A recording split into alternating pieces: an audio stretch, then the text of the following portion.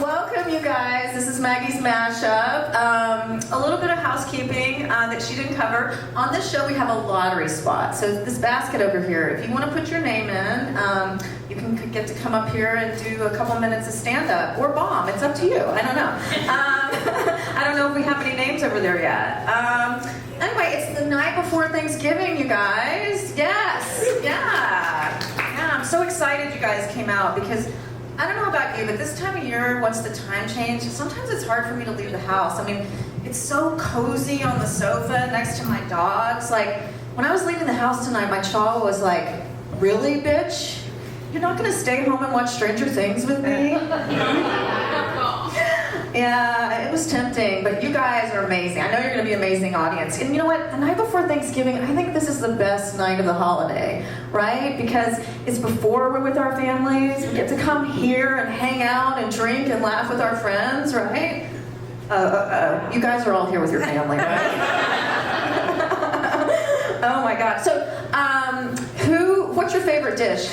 What's your favorite Thanksgiving dish? Somebody? Brisket. Huh? Brisket. Brisket. Whoa, I like that style.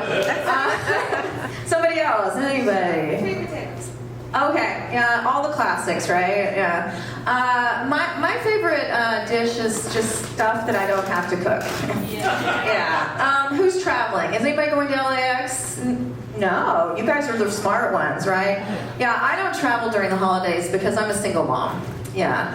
And you know what? It's hard being a parent. You have to pretend to enjoy all those things your kids enjoy. You know, like kids' birthday parties, play dates, their father.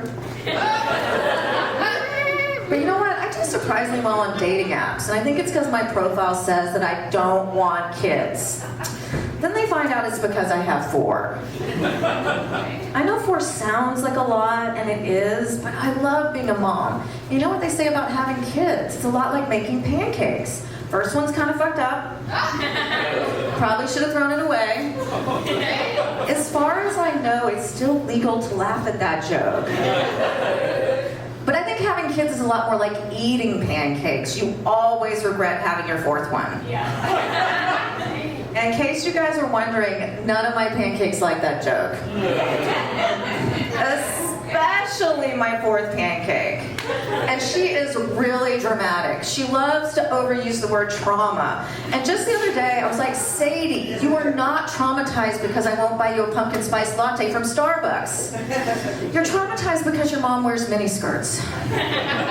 Are you guys still into the pumpkin spice thing? Anybody still like it? No takers over it. Well, you know, at first I find it a little exciting, but then it's also a little scary because I feel like the pumpkin spice latte is the gateway drug for all the other shit on the Starbucks menu. I mean, it starts out in the fall, you have 1 pumpkin spice latte, and by Christmas you're sucking Santa's dick for a peppermint frappuccino. Yeah, that's what I call a Frosty.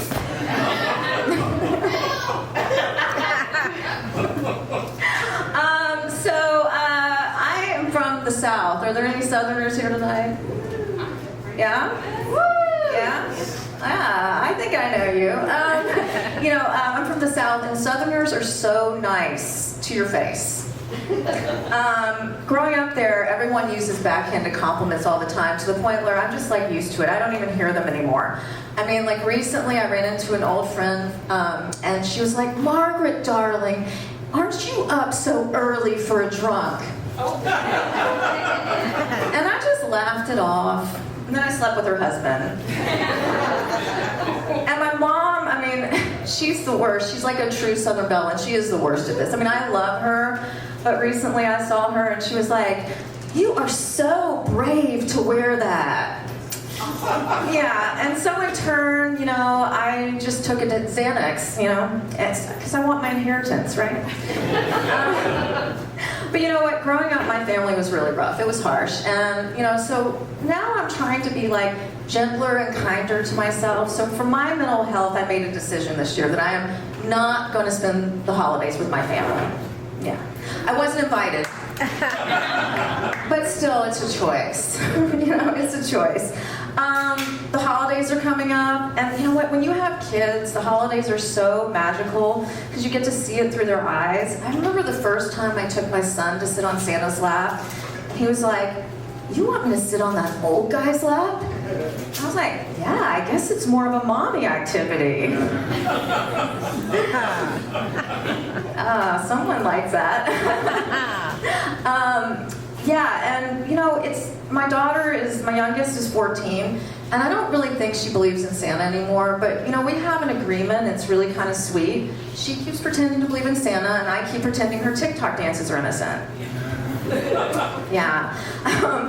At that age, I know she doesn't believe anymore, and it's kind of a bummer because, it takes kind of the oomph out of Christmas, It's like all the magic is gone. It's kind of like when you stop faking it with your boyfriend. Yeah. Sorry, is that too much? You don't want to hear about my kids and my sex life in the same joke? Spoiler alert, that's how I got them. No one ever tells you when you give birth that you're actually giving birth to your biggest critic. That's right. My kids critique dinner like they're Gordon Ramsay on Hell's Kitchen. They'll be like, "This is crap, that sucks, and you look like shit." And that's just when we go to Nobu. Yeah, but I think it's important as a parent, to take the high road and teach by example with my kids. Like just the other day, my 14-year-old was like, "You have a flat butt." And I was like, "Well, that may be true, but it's better than having a flat chest, nerd." Yeah, the holidays are coming up, and my daughter, she asked for gifts, like she's pitching a Fortune 500 company for investment. She's like, "Will you please join me?" Oh, sorry, I fucked up my own joke, you guys. I must need a holiday drink or something. I don't know. Let me just start that all over again.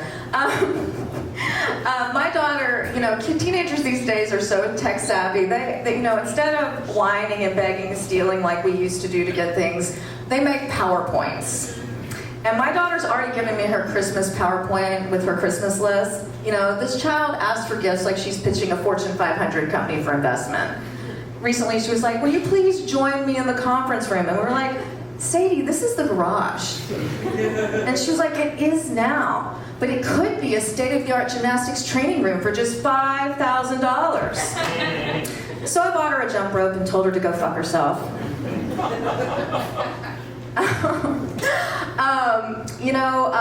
Raising teenage girls is really hard, and my daughter's had a rough year. She's being bullied by some mean girls. She fractured her wrist so she can't do gymnastics, and her mom does stand-up. And between the injury and her hormones and DoorDash, she's doing some emotional eating and she's gaining some weight. This is the point in the story where I have to add a disclaimer. I was raised in the 80s and 90s when they didn't call it fat shaming, they called it parenting. And my parents were very vocal about my weight.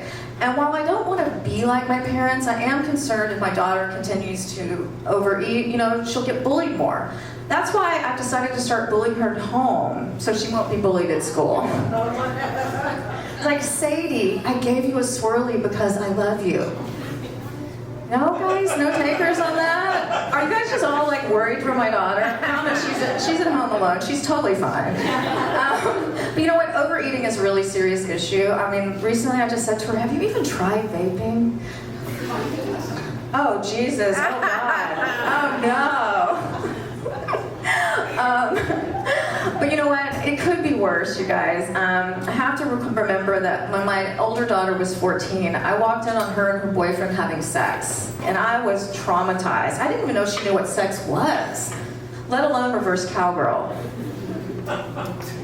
Wow, I guess and I was like, "Yeah, I guess the apple doesn't fall far from the tree." Oh God, what a night. Thanksgiving. Maybe I should have stayed home and watched Stranger Things. Is it too late, you guys? Is it too late?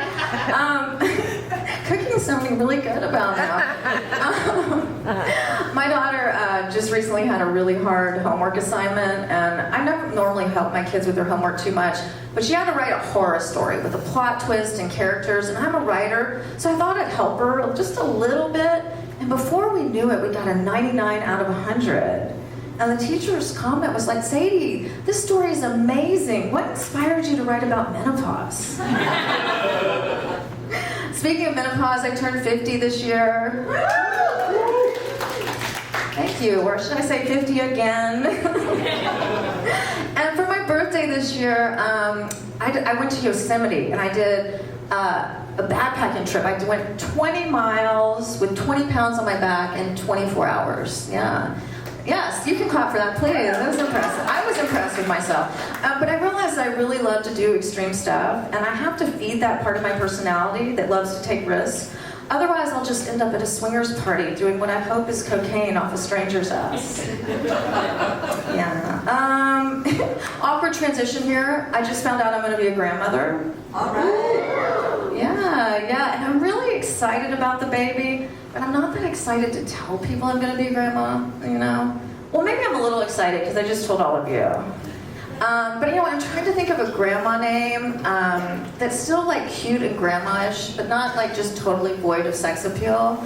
So I've been thinking that I'm gonna let my grandson call me Gigi. What do you guys think? I kind of like that. Yeah. Or hot bitch. Yeah. Because you know what? I just don't feel like a grandmother yet. I mean, I feel like I'm still young. I'm still vibrant. I'm still dating 36-year-olds. Okay, 26-year-olds. But you know what? When you get to be my age, you know, your hormones go crazy. And my doctor actually prescribed testosterone, which is really amazing. I mean, you guys have really been holding out on us. Yeah.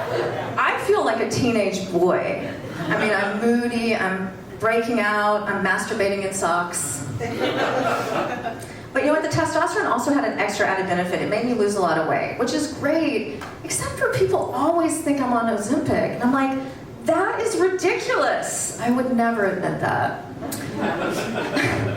But you know what? Losing weight is great and all until you happen to get a glimpse of your naked butt in the mirror, and then it's a reason just to never, ever, ever do doggy style again. Yeah, it's not that I don't like my body now, I do. I mean, I still feel sexy, but it's hard not to compare it to what it was like before.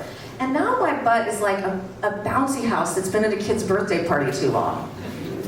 You know, it's sad, deflated, and you know way too many people have played with it.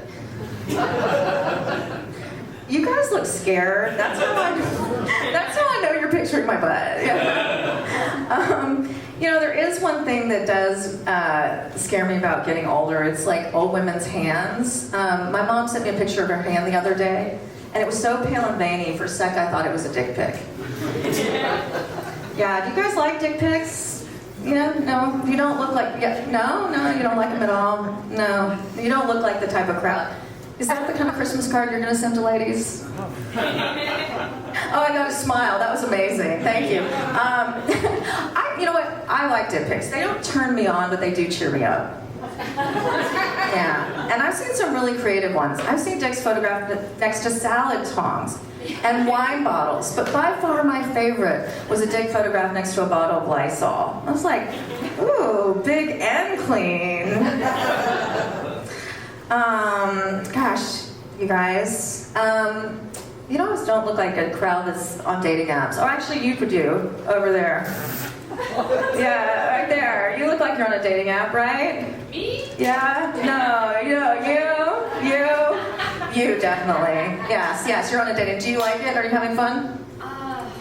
It's tiring.